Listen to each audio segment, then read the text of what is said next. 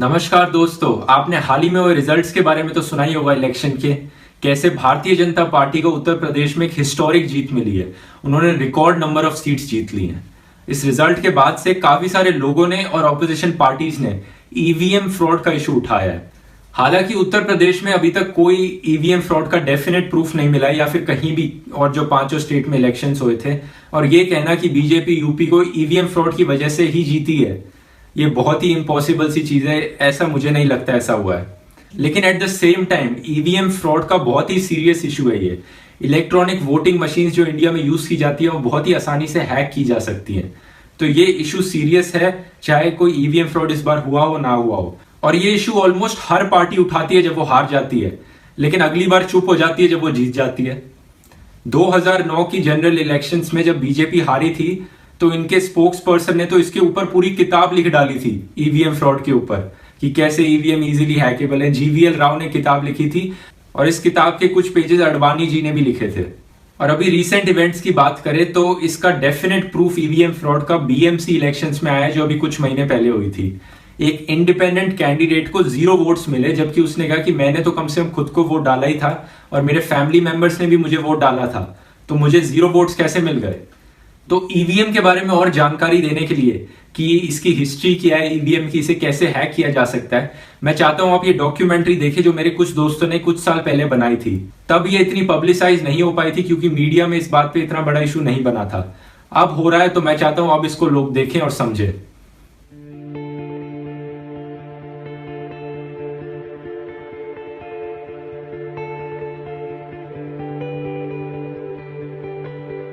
नमस्कार, मैं इस देश का एक आम आदमी हूँ और आपसे कुछ ज़रूरी और गंभीर बातें करना चाहता हूँ। ये हमारा भारत देश है और भारत एक लोकतांत्रिक देश है। लोकतांत्रिक यानी जनता का राज। लोकतांत्रिक कैसे? क्योंकि हम हर 5 साल में वोट डालकर अपने देश का नेता चुनते हैं, जो कि चुन कर आने के बाद हमारी नुमाइंदगी करता है और हमारे देश को 5 साल तक चलाता है। अब बड़ा सवाल ये है कि इस देश में वोट डालने की प्रणाली पारदर्शी और त्रुटि रहित है कि नहीं, क्योंकि इसी के सवाल के उत्तर पर पूरा लोकतंत्र टिका है। तो आइए देखें कि हम वोट कैसे डालते हैं। जी हाँ, ईवीएम या इलेक्ट्रॉनिक वोटिंग मशीन के द्वारा। आइए ईवीएम के बारे में थोड़ा और जानें। ईवीएम क्यों? सन 1989 से पहले हमारे देश में वोटिंग के लिए पेपर बैलेट प्रयोग होते थे। आज भी कुछ भागों में पेपर बैलेट का प्रयोग होता है। उसमें एक कागज पर वोटर अपनी पसंद की पार्टी में निशान लगाता था और इस तरह सबकी पसंद एक बैलेट बॉक्स में बंद हो जाया करती थी। और बाद में वोटों की गिनती के वक्त इन पेपर बैलेट को सबके सामने गिनकर परिणाम घोषित होते थे। लेकिन ऐसा पाया गया कि बूथ कैप्चरिंग से लेकर वोट माफियाओं द्वारा गिनती के लिए जा रहे ट्रकों को उसी नंबर के दूसरे ट्रकों से बदलकर, जिसमें कि उन माफियाओं के पसंद के उम्मीदवारों के वोट पड़े होते थे, गिनती के स्थल पर भेजकर उम्मीदवारों को जिताया जाता था। स्थानीय स्तर पर ऐसे कई धांधली के मामले सामने आए और इन सब को रोकने के लिए 1989 में भारतीय चुनाव आयोग ने ईवीएम यानी इलेक्ट्रॉनिक वोटिंग मशीन को हरी झंडी दे दी और ये कहा गया कि ईवीएम त्वरित, सुरक्षित और अचूक है। आइए ईवीएम को थोड़ा और गहराई से जानें। भारत के लगभग सारे वोटर्स ईवीएम का प्रयोग करते हैं। सन 2010 में तकनीकीविद और वैज्ञानिकों की एक टीम ने ईवीएम पर एक गंभीर और विस्तृत चर्चा की, जिसमें कि हरि के प्रसाद, तकनीकीविद हैदराबाद, डॉक्टर एलेक्स हेंडरमैन, कंप्यूटर विज्ञान प्रोफेसर मिशिगन विश्वविद्यालय अमेरिका, रोब गोंग्रीज, तकनीकी कार्यकर्ता हॉलैंड, स्कॉट वॉल्चकॉफ, एरिच विस्ट्रो, विद्यार्थी खोजकर्ता मिशिगन विद्यालय अमेरिका, अरुण कंकीपति, साई कृष्ण साकमुडी, बस वाया अगति, इंजीनियर नेट इंडिया आदि शामिल थे। और रिसर्च में पाया गया कि यदि किसी वोट माफिया को जरा भी वक्त ईवीएम का एक्सेस मिले तो बड़ी मात्रा में वोटों को बदलकर चुनाव के परिणामों को प्रभावित किया जा सकता है। आइए देखिए कैसे संभव है। मोबाइल या वायरलेस द्वारा गलत डिस्प्ले दिखाकर वोटों की गिनती से पहले स्ट्रांग रूम में क्लिप द्वारा ईवीएम से वोटों की चोरी। Let's run a small election using a real EVM. When a voter arrives, poll workers press this button to allow one vote. The voter then presses the button for their candidate and the vote is cast. Let's give each candidate 3 votes.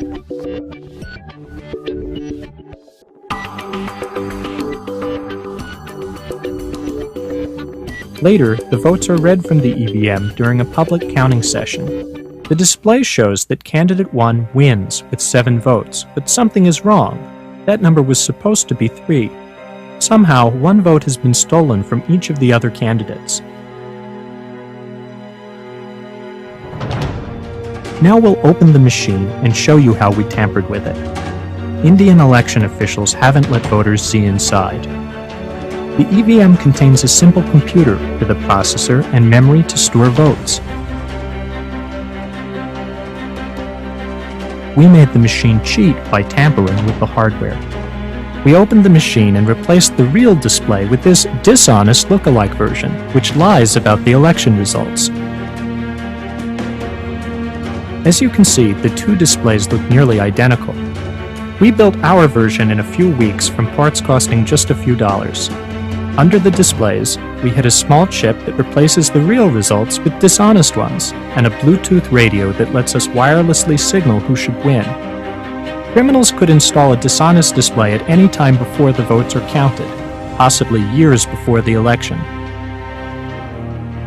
Here's a second way criminals could cheat. They could also change votes while the machines are stored between the election and the public counting session. To prove this, we built a small vote-stealing tool.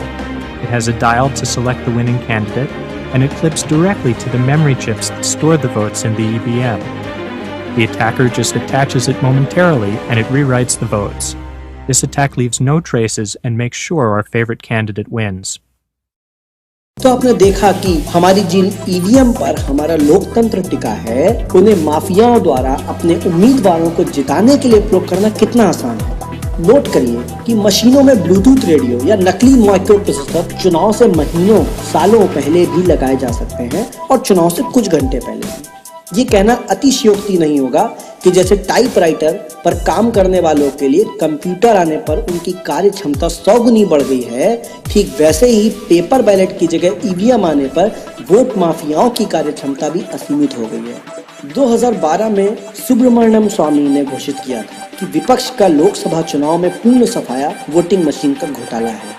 उनके हिसाब से 2009 में machine घोटालों के बिना कांग्रेस की 70 सीटें ही आती, पर 2014 में वही मशीनें फिर से इस्तेमाल कर लेंगी।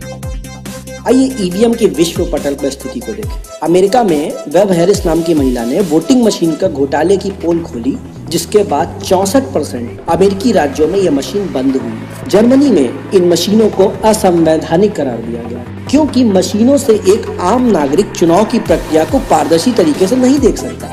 आयरलैंड में इन मशीनों को कूड़े के भाव फेंक दिया गया, क्योंकि इनसे प्रजातंत्र की हत्या होती है। केवल भारत, नाइजीरिया, वेनेजुएला, यूक्रेन जैसे गरीब या विकासशील देशों में ही चुनाव में ईवीएम का प्रयोग हो रहा है। भूटान, नेपाल, पाकिस्तान, कंबोडिया आदि अन्य गरीब देशों में इन्हें लगाने की योजना चल रही है। जरा सोचिए क्यों?